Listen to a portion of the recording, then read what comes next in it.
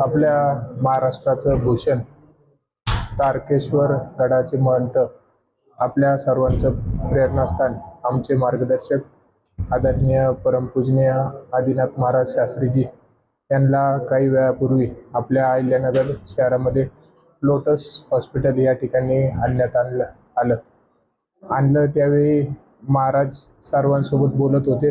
त्यांचा जय श्रीरामचा जाप देखील चालू होता. त्यानंतर इथं ॲडमिट करून आताच त्यांचं ऑपरेशन पार पडलंय. अतिशय यशस्वी ऑपरेशन झालेलं आहे. महाराजांची तब्येत देखील व्यवस्थित आहे. कुठल्याच प्रकारची काळजी करण्याचं कारण नाही. आणि मी सर्वांना एवढीच विनंती करतो की मोठ्या प्रमाणात महाराजांचा भाविक भक्त आहे संपूर्ण महाराष्ट्रामध्ये. तर सर्वांना एक महाराजांची काळजी लागली आहे. तर सर्वांना एवढंच माझं सांगणं आहे की तब्येत व्यवस्थित आहे. आता महाराजांची परिस्थिती आता अतिशय व्यवस्थित आहे. महाराज सर्वांसोबत बोलते.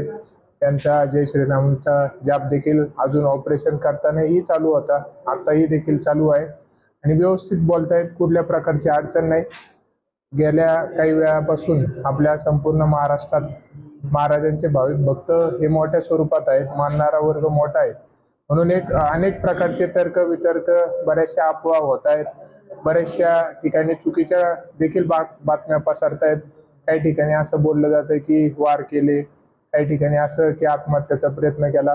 तर सर्वांना एवढीच विनंती की अशी कुठलीच गोष्ट नाही किंवा घटना घडलेली नाहीये. आपण सर्वांनी कुठल्याच अफवा, सर्वांना ही विनंती की अफवा करू नये, कारण की आपल्या सर्वांचं ते आशास्थान आहे. आणि दुसरी गोष्ट अशी की जरी कुणी काही बोललं तरी आपल्याला मी स्पष्ट सांगतो की अशी कोणतीच गोष्ट नाही.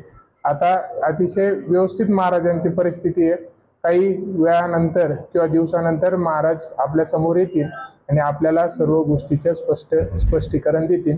एवढंच सांगतो. फक्त भाविक भक्तांना एवढंच सांगणं आहे की काळजी करू नका. महाराज अतिशय व्यवस्थित आहेत, कारण की त्यांच्या पाठीमागं एक दिव्य शक्ती आहे. आज अशी गोष्ट घडल्याच्या नंतर देखील महाराज सर्वांना भेटतायत, बोलतायत.